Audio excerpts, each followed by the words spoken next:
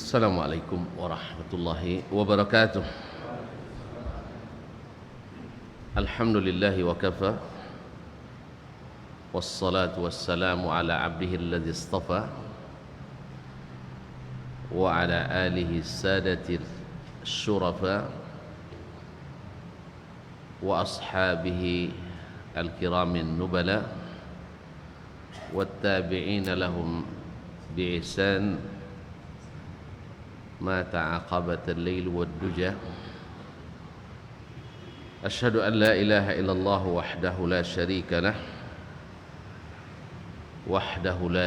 له جل وعلا، وأشهد أن محمدا عبده ورسوله نبي الهدى. أما بعد فأوصي نفسي وإياكم أيها المسلمون وأيتها المسلمات بتقوى الله عز وجل رب الأرض والسماوات حق التقوى ومراقبته في السر والنجوى، فإنه قد فاز من اتقى.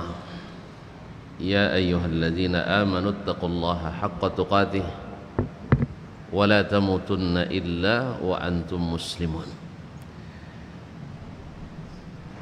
Bapak dan ibu-ibu, saudara-saudara dan saudari, alim ulama, cerdik pandai, tokoh adat, tokoh masyarakat, serta seluruh jemaah al-hadirin wal hadirat, awal musyahidina wal musyahidan yang hadir di masjid ini, Masjid Al-Kiram, masjid orang-orang mulia dan terpandang. Alhamdulillah, pada kesempatan ini Allah izinkan kita kembali menyambung silatul ilmi bainana, karena ilmu itu adalah silah, penyambung hubungan antara sesama kita. Mudah-mudahan menjadi ikatan iman yang mengokohkan sehingga terjalin saling mencintai karena Allah, bersama karenanya, dan berpisah juga atas keridhaannya. Allahumma ja'al ijtima'ana hadha ijtima'an marhuma wa tafarruqana min ba'dihi tafarruqan ma'suma wa la taj'al fina wala minna wala ma'ana syaqiyan wala mahruma. Rabbi shrah li sadri wa yassir li amri wahlul 'uqdatam min lisani yafqahu qawli. Salawat dan salam kepada baginda Nabi sallallahu alaihi wasallam. Jasanya tak terkira, tak terhitung, kebaikannya tak terhingga, tak terbilang. Apapun kebaikan yang mendekatkan kita kepada Al-Karimir Rahman, Allah yang maha mulia dan maha pengasih dan penyayang, itu adalah jasa baik beliau yang telah membentangkan jalan ini dengan terang benderang, licin dan mulus, selesa dilalui, senang kita berjalan di atasnya. Tak ada rasa khawatir karena jalannya lurus, lapang, terang. Kemudian surat-surat legalitasnya lengkap, tidak ada yang kurang. Al-yawma akmaltu lakum dinakum wa atmamtu alaikum ni'mati wa raditu lakumul islam madinah. Hari ini aku sempurnakan agamamu untukmu dan aku cukupkan nikmatku kepadamu, dan aku ridha Islam yang ini sebagai agama bagimu. Semoga Allah juga menjadikan kita ridha Allah sebagai Rabb kita, Muhammad sallallahu alaihi wasallam sebagai Rasul kita, dan al-Islam sebagai agama kita. Raditu billahi rabba wa bil islami dina wa bi Muhammadin sallallahu alaihi wasallam nabiyya. Oleh itu mari kita berdoa untuk Nabi kita alaihi salatu wassalam, doa yang sentiasa dianjurkan dalam segala momen dan munasabah di seluruh tempat dan zaman. Berselawat kepadanya paling relevan di kajian-kajian, di kuliah-kuliah, di rapat-rapat, di seminar-seminar, simposium-simposium, pertemuan-pertemuan kecil dan besar. Salawat kepada Nabi membuat barakahnya besar. Allahumma salli ala nabiyyina wa habibina wa sayyidina Muhammad wa ala alihi wa ashabihi ajma'in wattabi'ina lahum bi ihsanin ila yaumiddin. Selanjutnya, terima kasih tentu tak lupa saya sampaikan pula kepada tuan-tuan dan puan-puan di sini, khususnya pengurus Masjid Al-Kiram, atas izin yang diberi, penghormatan yang telah disiapkan. Mudah-mudahan apa yang tuan-tuan berikan Allah balas dengan berlipat kebaikan, karena man dalla ala khairin kafa'ilih, siapa yang menunjukkan jalan kebaikan, membukakan jalan kebaikan, baginya pahala seperti orang yang melakukannya. Maka semakin banyak orang berilmu dengan kajian-kajian di masjid ini, semakin besar pahala bagi orang-orang yang mewakafkannya, yang membiayai, yang mengurusnya, yang menjaga, membersihkannya, dan bahkan yang menghadirinya. Semoga kita semua dapat bagian tak kurang satupun. Amin ya rabbal alamin. Kenapa? Allah yang mengatakan ulaika qaumun la yashqa bihimul jalis. Mereka adalah orang-orang yang siapapun duduk di mereka tak akan rugi. Bapak dan ibu-ibu kaum muslimin dan muslimat yang dirahmati Allah SWT, hari ini judulnya makan ndak baimah. Bisa dimakan ndak baimah? Hah? Ini pahamnya ndak? Oh ndak, berarti harus didefinisikan. Makan paham? Alhamdulillah. Bila disebut makan, maknanya adalah memasukkan sesuatu ke dalam rongga mulut kita, kemudian dikunyah dengan gigi kita, dibolak-balik dengan lidah kita, kemudian ditelan dengan air liur kita, masuk ke dalam saluran usus kita sampai ke lambung kita, dicerna oleh metabolisme tubuh kita. Itulah makannya, sederhana sekali. Ada makan besar, ada makan kecil, ada sarapan, ada cemilan, dan ada makan siang, makan malam. Alhamdulillah semua kita, alhamdulillah profesional kalau bidang makan, dan sangat bersemangat dan ikhlas kalau untuk makan. Satu-satunya amalan yang tak perlu diragukan ikhlasnya seseorang adalah makan. Kecuali sudah sakit. Kalau sudah sakit atau dipaksa makan, tidak mau menerima. Oleh sebab itu, waktu sehat manfaatkan. Jangan sampai kurang makan, dan jangan sampai tidak teratur makan. Sebab sebenarnya penyakit yang kita alami hari ini rata-rata akibat cara makan yang salah di hari-hari dulu. Sibuk mengejar target kuliah, makan terkendala, diundur zuhur sampai asar. Bahkan sering dijamak gara-gara rapat kita, sarapan, makan siang, dan makan malam. Saya selalu jadi korban karena di waktu-waktu saya tidak jadi panitia. Tapi kalau saya jadi panitia tidak. Ya, makan termasuk yang tak boleh dilambatkan karena dia berkaitan dengan solat juga. Makanya soma, istirahat, solat, makan. Dan waktu untuk itu harus disediakan banyak. Rapat biar sedikit, makan biar banyak. Iya, kan rapat itu kan untuk cari makan rata-rata. Masa rapatnya lama, makannya sebentar. Lebih baik makannya lama, rapatnya sebentar, bekerjanya yang lama. Ini enggak, rapat lama, kerja sebentar, makan enggak sempat, maka akan terjadi kerusakan sistem kita. Nah, di antara sistem makan yang tidak baik adalah banyak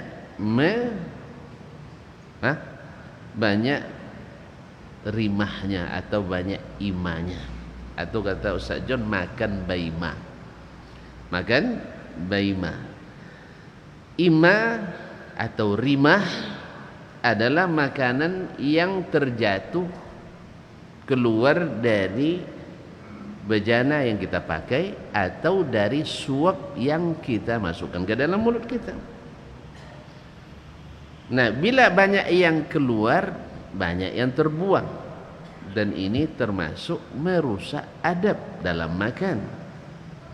Karena Nabi SAW melarang kita menyisihkan makanan di tempat makan itu untuk dibuang tentunya. Tapi kalau untuk simpan lagi, ini urusan lain.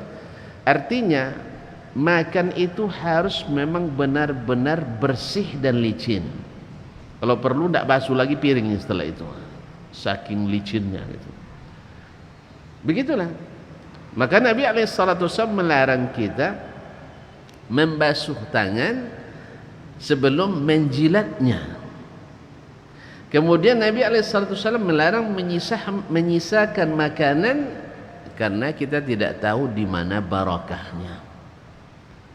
Dan Nabi juga beritahukan bahwa makanan yang paling banyak barakahnya ma takatharat alaihi al-aidi, yang banyak tangan yang ikut memakannya. Makanya walaupun secara umum makan sendiri, makan beramai-ramai itu tidak ada masalah. Laisa alaikum junahun an ta'kulu jami'an aw ashtata. Tidak ada masalah kalian makan sendiri atau makan beramai-ramai. Maklumlah bagi yang belum terbiasa, tiba-tiba makan bersama satu piring atau satu nampan. Kebetulan pula di sebelah kawan ingusan pula kadang. Iya. Ini mohon maaf kadang-kadang ini sensitif, khususnya di musim-musim Covid ini ya. Kalau kita sedang agak bagusnya biarlah sendiri dulu. Sebab mungkin kawan terpaksa, dia merasa terpaksa. Akhirnya karena trauma betul-betul ingusan pula sampai di rumah. Akhirnya tertuduhlah kita sebagai penuh. Ma'asyiral kiram dirahmati Allah SWT. Nah, makan bersama boleh, makan sendiri boleh. Tentu saja barakahnya lebih banyak pada yang bersama. Nah, sekarang permasalahan adalah makan baima. Sebagaimana makanan jasmani terbuang, baima itu dilarang. Bahkan kalau dalam makanan yang sifatnya kering, bila jatuh diambil dan dibersihkan dan dimakan kembali, jangan ditinggalkan. Cuman problemanya makannya berkuah, asam pode atau kuah sate. Itu tidak mungkin dimakan lagi, apalagi makannya di meja yang tak dilap. Mungkin sejak dibuka kedai itu tidak pernah dilap mejanya. Maknanya dilapnya hanya sekedar menghilangkan aja, tapi tidak dilap dengan bersih. Misalnya, tidak mungkin dimakan orang. Ma'asyiral kiram, apalagi di musim seperti sekarang. Alhamdulillah sudah berlalu ya. Atau masih ada lagi? Masih ada kekhawatiran. Walaupun sudah berlalu menurut kita, alhamdulillah ahlu Bangkinang sejak awal sampai akhir tidak ada katanya. Bahkan ada yang bilang COVID itu lah banyak di sungai kampung. Kalau di kampung Ngawisitan adanya corona itu lah mati lamanya. Allah musta'an. Alhamdulillah, semoga Allah sehatkan kita semua. Kaum muslimin, makanan-makanan jasmani tidak ada yang boleh terbuang, demikian pula makanan-makanan yang sifatnya rohani. Jangan sampai ada yang terbuang, mubazir. Sebab kita sudah bekerja memasaknya. Betapa penatnya. Kita coba masaknya. Tidak masak tahu goreng itu ya dia semantu sih. Masak yang seperti dibuat oleh istri-istri kita. Dah pernah masak? Belum ya? Cobalah sekali. Hari libur besok buat kesepakatan sama istri. Hari ini abang yang masak. Ya. Tapi suruh dia siap-siap untuk mijit setengah hari setelah itu. Nah, ma'asyarul kiram dirahmati Allah. Masak. Penat masak itu. Lalu setelah dimasak kita makan, banyak yang tidak terpakai, berarti banyak yang terbuang. Itu sayang. Demikian juga dalam makanan rohani kita, berupa amal ibadah yang memberikan nutrisi pada jiwa kita. Bila di antaranya banyak yang tidak yang tidak menjadi gizi, ini juga termasuk penyia-nyiaan. Oleh itu kaum muslimin dan muslimat dirahmati Allah, sebagaimana makanan sering tumpah itu karena beberapa sebab. Satu, karena bisa saja piringnya terlalu kecil. Piringnya terlalu kecil, sehingga dimasukkan makanan banyak dia tumpah. Demikian juga kita, ketika piring kita terlalu kecil, ini dalam pepatah kenek pinggan dunyanya. Paham tak pepatah kenek pinggan? Itu bagi orang yang tidak lapang hatinya menerima ilmu, menerima Islam seperti yang diajarkan oleh Rasulullah sallallahu alaihi wasallam. Hatinya mendengar itu manyang. Itu manyang? Ya, tidak lapang hatinya. Akhirnya sebagian dari ajaran Islam itu tak muat di hatinya, tumpah dia. Sebagaimana hati yang sempit, piring yang sempit, datang musibah yang tak terlalu besar, dia bisa kehilangan akal, bahkan kehilangan nyawa. Tidak sedikit orang karena musibah yang menimpa, yang sebenarnya sama dengan musibah yang menimpa orang lain. Coba apa musibah antum yang paling payah itu? Mati. Orang lain juga mengalami hal yang sama. Putus cinta. Makanya jangan dimulai dari semula. Kan kalau ku tahu pria pahit, takkan ku gulai dengan mangga, bukan dengan kelapa. Kalau ku tahu putus cinta itu sakit, takkan ku mulai dari semula. Apa dia putus? Tidak ada ikatannya dah.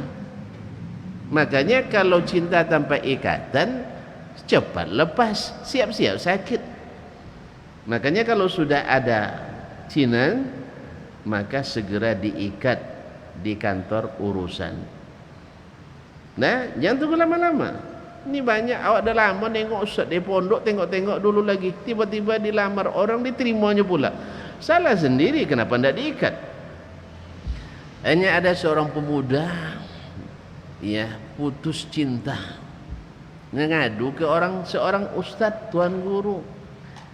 Dia tidak tertahankan lagi, saking pedihnya hati, ya, pedihnya hatinya, karena musibahnya terlalu besar masuk ke dalam hati dan jiwanya. Kalau gitu saya bunuh diri ini Pak Ustaz. Mau bunuh diri. Oleh Pak Ustaz, yang seperti ini ceramah tak bermanfaat ini. Orang sedang galau dibawa ceramah panjang-panjang tak masuk. Hah? Iya, dia orang sedang galau untuk bawa ceramah.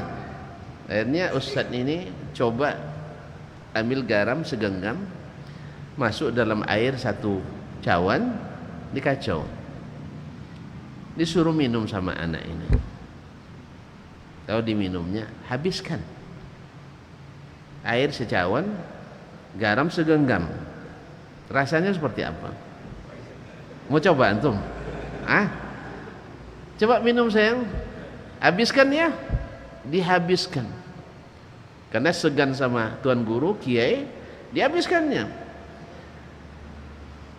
Lalu sang kiai bertanya, bagaimana rasanya sayang?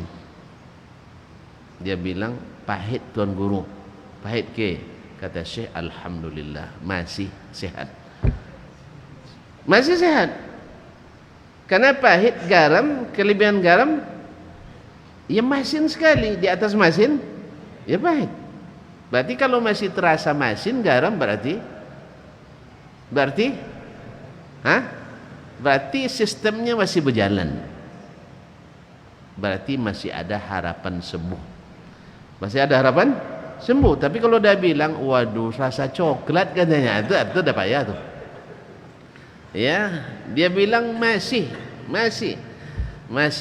asin. Akhirnya oleh kiai dibawa ke belakang rumah. Kalau rumah dulu kan, kiai dulu kan di belakang rumahnya kan ada telaga, airnya jernih, air mata air jernih. Tidak macam sekarang jadi pelimban banyak belakangnya, tidak ada lagi yang jernih-jernih, payah nyarinya. Sungai Kampar aja ada payah cari jernih. Akhirnya sang kiai bawa dia duduk menghadap air itu, karena air sumber kehidupan. Kalau nengok air kita masih punya harapan. Tetapi dia ingin minum karena kerongkongannya akibat minum air garam tadi tak tertahan lagi. Coba antum minum air laut, semakin diminum semakin haus. Begitu ya. Minum garam tentu haus, tapi nak minum segan. Sama kiai, karena orang dulu masih hormat sama kiai. Nah, itu. Jadi kalau tidak dipersilakan tidak mau dia. Sampai akhirnya kiai beranjak dari tempat duduknya, ambil lagi segenggam garam, masukkan ke dalam telaga itu. Lalu digoyang-goyang air telaga di tepi itu. Lalu dia bilang, nak, kamu mau minum enggak air telaga ini? Iya kiai. Ya minum silakan. Bagus. Gimana kira-kira minumnya? Dia minum dengan begitu antusiasnya, dengan begitu semangatnya, sampai hilang rasa masin tadi. Gimana rasanya? Pasti seger. Airnya soju, menyegarkan. Hilanglah rasa pahit tadi. Lalu baru diajak duduk sambil menghadap pemandangan arah ke hutan, arah ke tempat yang hijau. Nah, katanya, sebenarnya musibah itu besar ukurannya sama, mati ya sama definisinya, kehilangan nyawa. Orang putus cinta, jangankan yang bertunangan, yang sudah menikah pun juga kadang-kadang putus juga. Kan ada orang menikah putus juga kan? Subhanallah. Apapun sebabnya macam-macam. Semoga Allah jaga hubungan kita. Jangan sampai putus pula. Makanya dipelihara dan dirawat cinta yang sudah diikat. Jangan yang tadi masih lepas-lepas itu. Masyaallah kiram.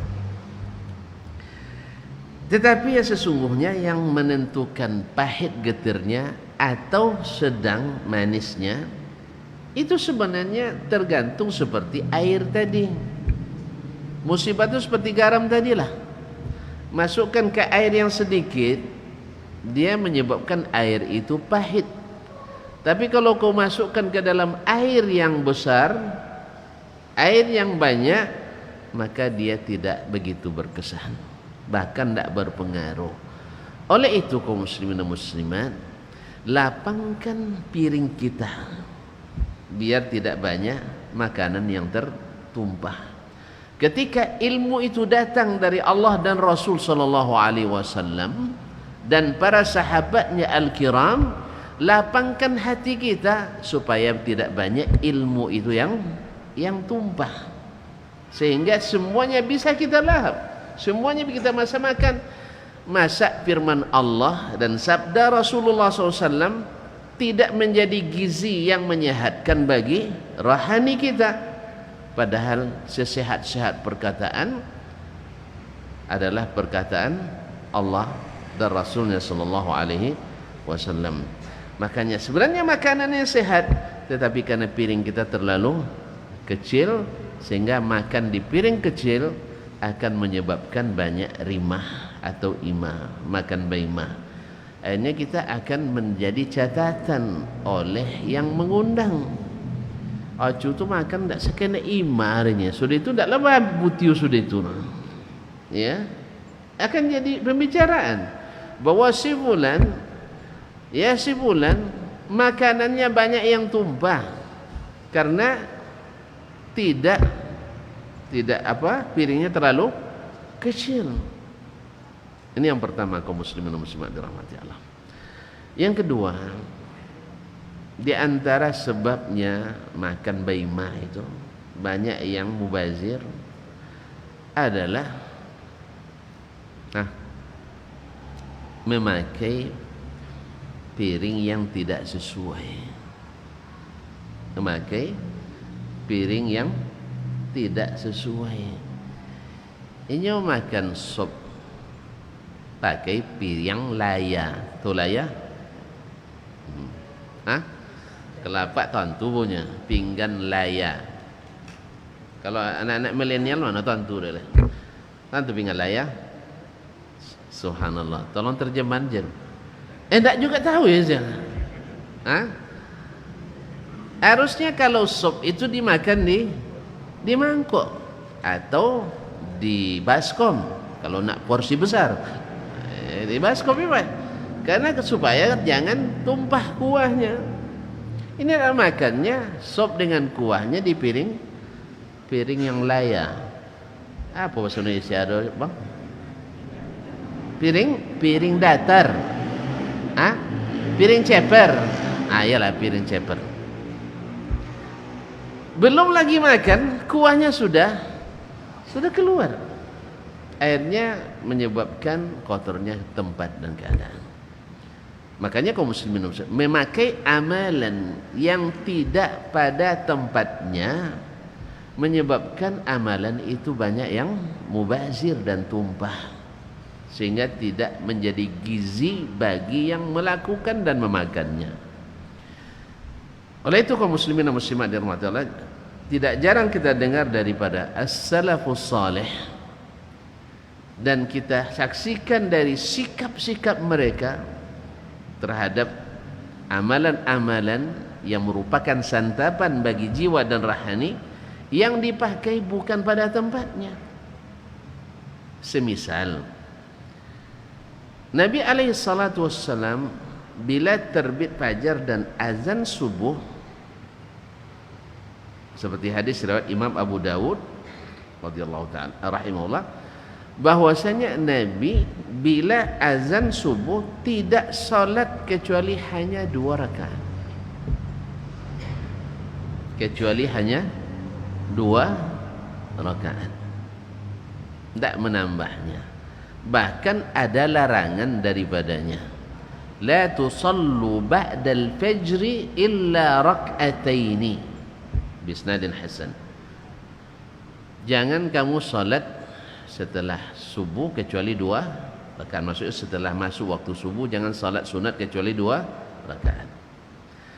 Padahal kaum muslimin dan muslimat dirahmati Allah, bukankah masa menunggu antara azan subuh dengan qamat subuh lebih panjang? Lebih panjang. lebih sempat untuk solat sunat lebih banyak. Padahal antara azan dan qamat solat zuhur misalnya, antara azan solat asar dan qamat solat asar, kita bebas untuk solat sunat mutlak berapapun kita bisa. Misalnya azan zuhur, Allahu Akbar misalnya, La ilaha illallah, antum salat sunat rawatib. Berapa rawatib? Zuhur 2 atau 4 sebelum, 4 sesudah. Antum salat 4 rakaat, orang belum qamat, mungkin imamnya sengaja lambat sedikit misalnya, boleh salat sunat lagi mutlak? Boleh? Boleh. Abang bilang tak boleh? Mana larangannya? Nah, boleh. Tapi bukan rawatib ini, salat sunat mutlak. Jelas? Nah, kemudian setelah salat zuhur selesai sunat rawatib, abang nak salat sunat mutlak, boleh apa tidak? Boleh. Abang tahu makna salat mutlak itu? Tahu. Dia tidak dirutinkan dalam waktu tertentu, kapan saja boleh didirikan. Tapi kalau sudah jadi dirutin seperti rawatib, tidak boleh lagi bang. Ya bang, itu takutnya tadi itu. Yang kedua, 2 aja lah payah kita laksanakan, bagaimana tambah lagi Ustaz. Makanya dibilang tidak boleh tadi. Ini bagi yang rajin misalnya. Jelas? Nah, lalu apa yang kita lakukan? Lakukan yang disunnahkan, yaitu 2 rakaat. 2 rakaat. Ini masalah memang tidak ittifaq, ada khilafnya, ada khilaf di antara ulama. Kan sudah selalu saya ulang-ulang keadaannya, yang keluar dari jalur utama kebijakan pasti tidak sama. Itu jelas itu. Kan keluar jalur utama kan, Nabi larang, lalu ada yang membolehkan dengan berbagai alasan dan pemaknaan terhadap larangan Nabi SAW. Intinya, pernah Sa'id bin Musayyib rahimahullah. Siapa Sa'id Musayyib? Imamnya ulama tabi'in. Ya, para ulama kita ketika mengidentifikasi para ulama di masa tabi'in, siapa yang paling afdal dan yang paling alim dari seluruh tabi'in. Kan di situ ada Muhammad bin Sirin, ada Uwais Al-Qarni, ada siapa lagi? Sa'id bin Musayyib, Urwah bin Zubair, Hasan Al-Basri dan seterusnya. Banyak orang-orang hebat situ kan. Sampai Hasan Basri itu namanya banyak di Bangkinang. Padahal Hasan Basri awal musikin, tiba Kinang kayu. Iya ya. Ya tiba di Padang kayu aja. Pokoknya yang nomor Hasan Basri jangan musikin suaranya. Ya Ustaz ya. Padahal musik Hasan Basri yang asli musikin. Padahalnya imam besar Jami' Al-Basra. Nah, kaum muslimin dan muslimat dirahmati Allah SWT. Dilihat Sa'id bin Musayyib ini adalah yang paling banyak ulama menyebutkannya sebagai ulama tabi'in yang paling utama dan yang paling ulama. Ya, biar kita tahu nilai perkataannya. Dilihatnya seseorang selesai salat sunat subuh, dia sambung terus salat lagi, sambung salat lagi. Dalam riwayat lain dikatakan dia salat sunat setelah salat subuh. Tapi riwayat lain mengatakan bahwa dia salat sunat setelah salat sunat subuh, sebelum salat subuh dia tambah salat lagi. Dilihat oleh ulama besar ini. Apa katanya? Ya. Jadi kalau tuan-tuan tidak ditemu kaji doang, jangan marah, jangan sedih. Ya, Nabi aja ditolak dakwahnya. Bukan begitu? Nabi saja ditolak. Jadi jangan sedih. Yang sedih itu adalah kalau kita berdakwah tidak sesuai dengan yang disampaikan oleh Nabi SAW. Makanya Sa'id bin Musayyib ketika dia katakan ya hadza, ini solat apa? Mendengar dia ini solat apa, dia langsung menyerang Sa'id bin Musayyib dengan kata-kata tentunya, ya. Dalam pikirannya Allah tidak mungkin menyiksa seseorang atau membuat dosa seseorang gara-gara salat. Seperti pandangan kita umumnya pada hari ini, masa berbuat baik Allah tolak, kan begitu Pak? Masa salat ditolak, masa berzikir ditolak, masa berdoa ditolak, masa syukuran ditolak oleh Allah. Ya tidak mungkin ditolak, cuman tempat makannya, piringnya tidak sesuai, makanya banyak yang tumpah. Ma'asyiral kiram dirahmati Allah. Bukan salat masalahnya. Lalu dia bilang, ya Aba Muhammad, ayu'adzibunillahu ala salat. Wahai Abu Muhammad, yaitu gelar atau kunyahnya Imam Sa'id bin Musayyib, yang imamnya para tabi'in. Itu dikatakan, ya Aba Muhammad, ayu'adzibunillahu ala salat. Apakah mungkin Allah mengazab saya, memasukkan saya ke neraka gara-gara salat? Ini berat pertanyaannya Pak. Hah? Kan baik dah. Waang den salat orang masuk neraka nya. Aten sianun coleh dang sampai masuk neraka nya. Kan gitu bahasa kita. Nah, Sa'id bin Musayyib orangnya alim, berilmu. Kemudian juga orangnya hakim, bijaksana. Jadi jawabannya dengan tenang dia katakan, la ya akhi, wahai saudaraku, Allah tidak mungkin menyiksa hambanya gara-gara salat. Mustahil. Allah menyiksa hambanya gara-gara salat, gara-gara bersedekah, gara-gara kasih makan orang, gara-gara zikir, gara-gara doa. Tidak mungkin Allah menyiksa hambanya karena itu. Allah suka orang berdoa kepadanya, Allah suka orang yang bersedekah kepada hamba-hambanya, Allah suka kepada orang yang apa lagi? Senyum kepada hamba-hambanya. Tetapi bila dimasukkan dalam piring yang tidak pas, maka akan tumpah. Maka jawaban Sa'id bin Musayyib, Allah, demi Allah tidak akan menyiksamu gara-gara salat, walakin ala mukhalafati sunnah. Allah tidak menyiksamu karena salat. Allah tak akan menyiksamu gara-gara berdoa. Allah tidak akan menyiksamu gara-gara memuliakan orang berilmu.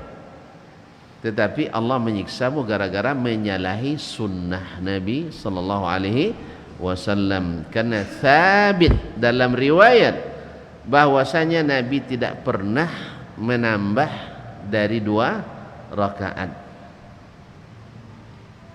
Lalu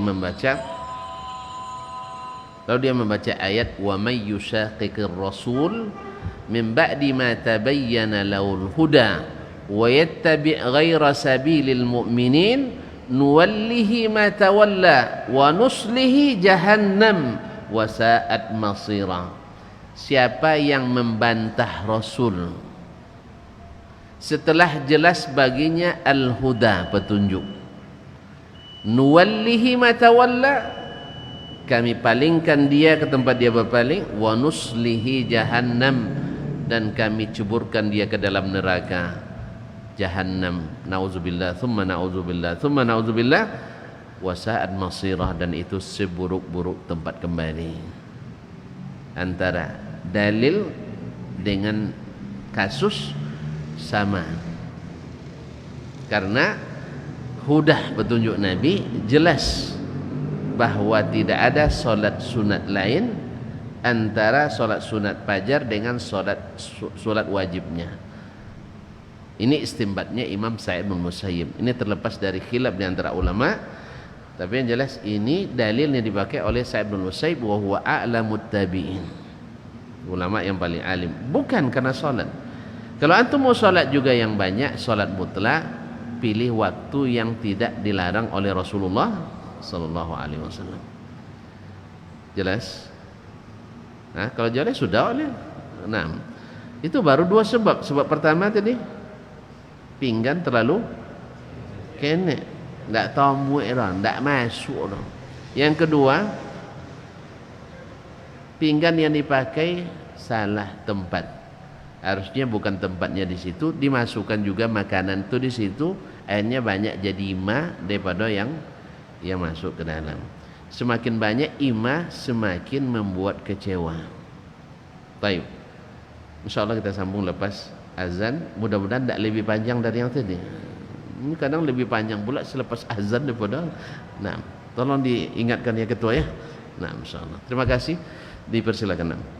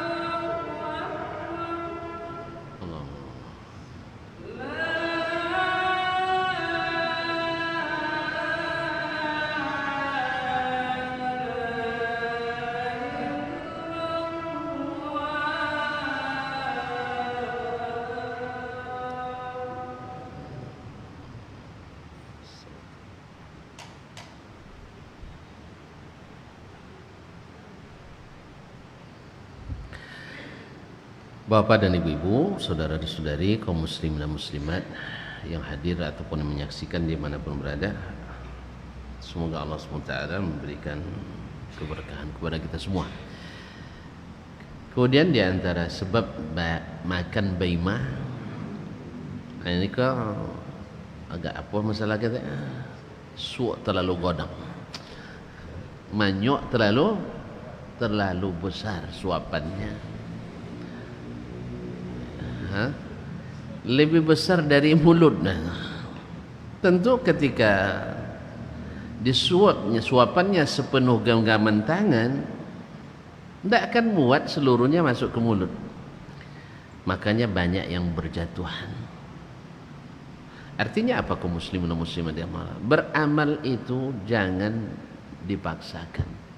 Tidak boleh gulu berlebihan.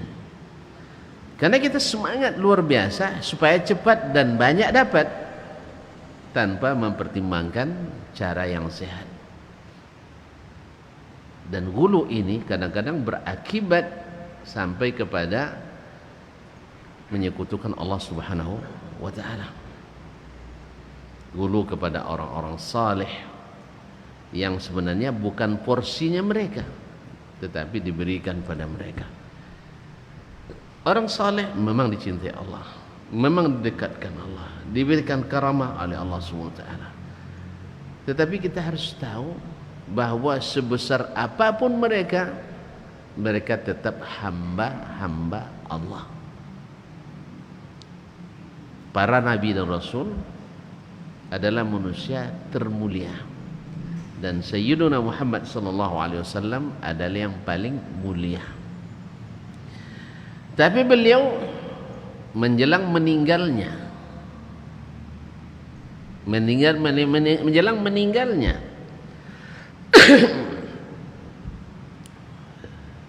sekitar 5 hari, beliau mengkhawatirkan sesuatu yang memang sering datang pada umat-umat sebelum kita dulu, akibat porsi yang berlebih yang diberi kepada orang-orang saleh. La'anallahu al-yahuda wan nasara. Allah melaknat orang-orang Yahudi dan Nasrani. Apa pasal?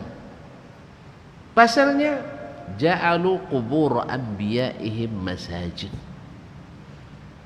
Mereka menjadikan makam-makam para nabi mereka, kubur-kubur para nabi mereka, masajid. Apa makna masajid? Tempat-tempat sujud, tempat-tempat beribadah. Karena yang banyak ibadah itu kan yang apa? Tempat-tempat ibadah di dalam Islam disebut masajid. Karena memang ibadah yang paling cintai adalah sujud. Tapi masuk di dalamnya seluruh ibadah. Mereka jadikan kuburan para nabinya sebagai masjid, sebagai tempat-tempat ibadah. Lalu Nabi ingatkan, ala, ingat, la tattakhidhu qabri, la tattakhidhu qabri idan. Jangan kalian jadikan kuburanku sebagai tempat berhari raya. Apa makna hari raya, Ustaz? Yang ada khutbah dengan ada solat gitu ya? Tidak ada kamus Arab yang mendefinisikan bahwa hari raya itu mesti khutbah dan mesti solat. Ya, dalam kamus-kamus Arab yang dimaksud dengan hari raya itu adalah hari yang dibesarkan, dilakukan berulang-ulang dalam masa tertentu. Jadi kalau kita definisikan hari raya itu adalah yang ada khutbah dan ada salat, ini mengada-ngada dalam definisi bahasa Arab. Nabi SAW melarang la tattakhidhu qabri idan. Kemudian ketika Nabi melarang itu, dia kiaskan kepada orang-orang sebelum kita. Mereka tidak khutbah dan tidak salat dekat kuburan nabinya, sehingga ditunggu dulu baru dilarang, dianggap hari raya bila salat dan khutbah. Ini sepanjang yang saya ketahui ini mengada-ngada. Silakan dirujuk di Lisanul Arab, dirujuk di Al-Mu'jam, As-Sihah, Al-Qamusul Muhit dan lain-lainnya, Mu'jam Maqaisil Lughah dan sebagainya. Yang namanya Id itu adalah hari yang di suatu cara atau suatu amal yang diulang-ulang dalam masa-masa tertentu dan dilaksanakan pada khususnya ramai. Itu hari raya namanya. Nah, apapun hari raya yang tidak direkomendasikan oleh Nabi termasuk dalam larangan itu. Apalagi berhari raya ke kuburan. Kuburan Nabi saja dilarang untuk berhari raya ke situ, apalagi kuburan selain Nabi sallallahu alaihi wasallam. Kaum muslimin dan muslimat dirahmati Allah. Ini akibat suapnya terlalu semangat gitu. Padahal kaum muslimin dan muslimat kalau bisa bersantai, Nabi Allah Subhanahu wa taala tidak memuji kita dengan banyaknya amal. Allah lebih sering dan Rasulnya SAW lebih sering memuji dengan baiknya amal, bukan banyaknya amal. Wallazi khalaqal mauta wal hayata liyabluwakum ayyukum ahsanu amala. Menciptakan mati dan hidup untuk menguji kalian siapa yang paling baik amalnya. Tidak ada aktsaru amala. Dalam hadis Nabi sallallahu alaihi wasallam, Nabi mengatakan ahabbul a'mali ilallah adwamuha wa in qalla. Sebaik-baik amalan di sisi Allah atau yang paling dicintai Allah adalah yang paling sering walaupun jumlahnya sedikit. Faman yarju liqa'a rabbih falyamal amalan salihan. Apa amal saleh? Apa amal saleh itu? Abu Ali Al-Fudail ibn Iyad menafsirkan, seorang ulama dia gelar Abidul Haramain, mengatakan falyamal amalan salihan. Amal saleh itu adalah aswabuhu wa akhlasuhu, yang paling benar dan yang paling ikhlas. Al-amalu la yuqbal illa idza kana sawaban khalisan. Amal itu tak akan diterima sampai benar dan ikhlas. Idza kana sawaban wa lam yakun khalisan la yuqbal. Kalau benar tapi tidak ikhlas tidak diterima. Wa idza kana khalisan wa lam yakun sawaban la yuqbal. Andainya ikhlas tapi tak benar juga tidak diterima. Hatta yakuna khalisan sawaban, sampai benar. Makana ala sunnah, yang benar itu yang berdasarkan sunnah. Banyak dan meriahnya, tapi dilihat dari sisi benar dan ikhlasnya. Ikhlas itu urusan dalam. Saya tidak bisa menerka, bahkan niat saya sendiri, seperti kata Imam Sufyan Ats-Tsauri, sulit saya pelihara, apalagi niat orang. Maka kita tidak ada urusan dengan niat orang. Niat orang tidak boleh kita bahas, tapi kita arahkan, tentulah kita arahkan untuk selalu ikhlas. Itu wajib diingatkan. Tapi untuk menuduh orang tidak ikhlas itu tidak boleh. Cuman masalah shawab, karena ini barang terlihat benar, maka seperti yang dilakukan oleh Sa'id bin Musayyib tadi, dia melihat langsung amalan itu dan dia berilmu tentang itu, lalu dia sampaikan, dan ini wajib untuk diingatkan. Ya, jadi kalau kau dah nak suruh anak awak tu, jangan uang anak awak dulu. Sabun yuang, ni memang jak kenek dimulai lah. Kenek suruh kenek, ambil sesuai je besarnya mulut kita. Supaya apa? Supaya makan ndak baimah. Takkan ndak baimah. Jelas? Alhamdulillah. Yang keempat, di antara sebab makan baimah itu makan terlalu tergesa-gesa. Makan tergesa-gesa. Betapa banyak amalan akibat tergesa-gesa akhirnya tumpah. Betapa banyak amalan kita akibat tergesa-gesa akhirnya habis napas kita. Oleh sebab itu Nabi melarang tidak boleh tergesa-gesa. Walakinnakum qaumun tasta'jilun. Umat Islam di Mekah masih sering dieksekusi dan dipersekusi. Tiba-tiba nak ngajak jihad fisabilillah. Untung ada Nabi, tidak diizinkan. Apa sebab? Nabi tidak izinkan. Kalau gini kan tidak ada Nabi dah. Tidak boleh minta izin ke orang, kata izinkan, tidak izinkan kan. Akhirnya pergi sendiri karena ada pengaruh subuhat dari luar. Tiba-tiba di besok pona ngaji ke awak sekali. Akhirnya kena gurunya gara-gara dia tidak mengikut gurunya. Akibat apa? Al-istijal, bersegera. Sehingga makannya baima. Ingat kisah Nabi Yusuf, kisah Imam Abu Yusuf dengan Imam Abu Hanifah. Betul kan lah? Ini agak panjang kisah kena. Singkat dia singkat. Abu Yusuf rahimahullah adalah murid terbesar Imam Abu Hanifah.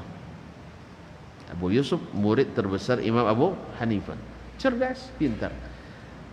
Ketika dia sakit dijenguk Abu Hanifah ngomong, ini orang yang cerdas luar biasa. Ini seorang alim yang diharapkan masa depannya cerah. Dapat berita seperti itu dari guru. Besok buka majlis baru pula dia di Masjid Kufa tu. Tinggal majlis Abu Hanifah. Yang namanya masyarakat umum suka yang retorikanya lebih kolatu kena, koji boyek kena kan. Kalau kolai banyak bumbu-bumbu seketek, banyak bumbu-bumbunya, retorikanya. Akhirnya banyak yang pergi ke majelis Abu Yusuf. Ini istijal kaum muslimin muslimat. Akhirnya Abu Hanifah rahimahullah mengirim seseorang untuk menguji Abu Yusuf dengan pertanyaan yang tidak mungkin dijawabnya. Datanglah orang itu, Syekh bertanya, jawabannya mesti ke Abu Hanifah nanti. Ada seseorang penjahit datang kepada seorang bapak bawa bahan pakaian. Penjahit tersebut melengok pakaian itu bagus, katunnya dari Jepang mungkin, tidak ada dingkinang juera. Nah, dilape guntiang untuk bajunya orang. Dan apa tadi lupa lo lama lo bojopui, lama baru diklaim. Setelah sampai tidak ada orang, tidak ada apa kirim bukti apa pendaftaran sudah dihilangkannya. Taib. Akhirnya sampai kasus ke aparat polisi. Akhirnya polisi kan cerdas, pandai dia cara untuk membuat orang mengaku. Kalau tidak polisi namur kan. Akhirnya singkat cerita ngaku apa namanya bapak tuh ngaku betul ada. Nah, cuman sekarang yang apa berhak enggak penjahit itu menerima bayaran upah? Ini kain lihat kembalikannya kan, ngakunya jadinya karena polisi tadi masya Allah hebat diberikan. Cuman masalahnya boleh berhak enggak dia dapat upah? Cetonyong kenyanya, kok dapet deh? Kok dapet? Tanya ke Abu Yusuf. Kalau sabu ini berhak, sabu ini enggak. Kalau sabu ininya tidak berhak, sabu itu salah. Berhak salah, enggak berhak salah, itu bingung.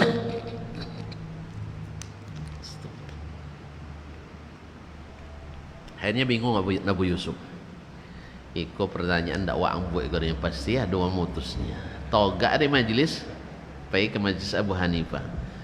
Abu Hanifah tujuh mahal kan? Tanya sianya. Mandang si kamai. Datang tas iko mandang lagi kamai nak dulin. Akhirnya duduk situ. Lah duduk situ baru jawab di Abu Hanifah. Baru jawab di Abu Hanifah. Tengok kain itu. Kalau dia ukurannya untuk orang yang punya kain berarti berhak dapat upah, karena niatnya dia menjahit untuk pemilik pakaian, berhak diupah kan. Tapi bila dia pakaiannya sesuai dengan potongan badannya, dia tidak berhak dapat upah. Jadi dijawab, iya, salah, harus dipendek-pendekkan, harus diperincikan. Itulah hebatnya Imam Abu Hanifah rahimahullah.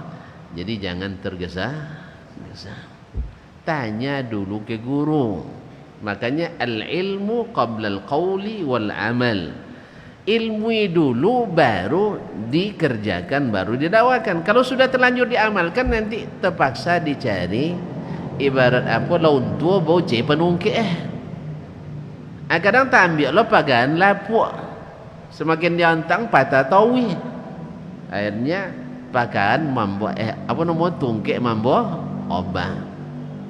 Dia kan tidak sedikit amalan yang sudah terlanjur dilakukan, tidak ada dalilnya, tapi tetap dipaksakan dalilnya, akhirnya tumpahlah itu makanan, tumpahlah itu amalan, berat di bawah, banyak biaya, habiskan masa, tapi ketika bertemu di hadapan Allah ternyata sia-sia. Oleh sebab itu, kok makan jangan sampai baimah. Siapkan piring yang pas, siapkan piring yang besar, jangan tergesa-gesa. Kok manyuk jangan terlalu godang bono suapnya, sesuaikan dengan besar mulut kita. Ada sebab-sebab lain, tetapi karena pandangan sudah mulai lain, jadi saya kira yang 4 ini mewakili insyaallah sesuai dengan judul yang diberikan. Wallahu ta'ala. Kalau tanya je lepas enggak nyadon kan sampai lah. Iya tu dia dek bus stop dek nak jen bertanya tu ya. Kalau bertanya apa dulu dia tak panjang sudah lihat. Nyuang kau dek nak copek sudah. Nyolah kau yang makan. Iman tak ada lah. Jika itu targetnya. Makan tak baimah, awak kau kenyang. Dan semuanya jadi gizi. Lah. Gitu dulu Pak ya. Tak maaf ya. Nya den salah Pak. Kalau dah mulai jauh den panjang-panjang dan pendek-pendek tu. Nya kalau pendek tu contoh tadi tetap cokek. Atau banyak nan jadi. Sampai copek makan banyak jadi maaf kuat ya. Jadi oleh sebab minta maaf dulu. Jelas ya. Kan ya? Ya. Tapi kalau bangnya Pak dan jawab juga ni doa. Terima kasih dan mohon maaf. Wallahu taala alam wa sallallahu ala nabiyyina Muhammadin wasallam wa subhanakallah bihamdik asyhadu an la ilaha illa ant astaghfiruka wa atubu ilaik. Wassalamualaikum warahmatullahi wabarakatuh.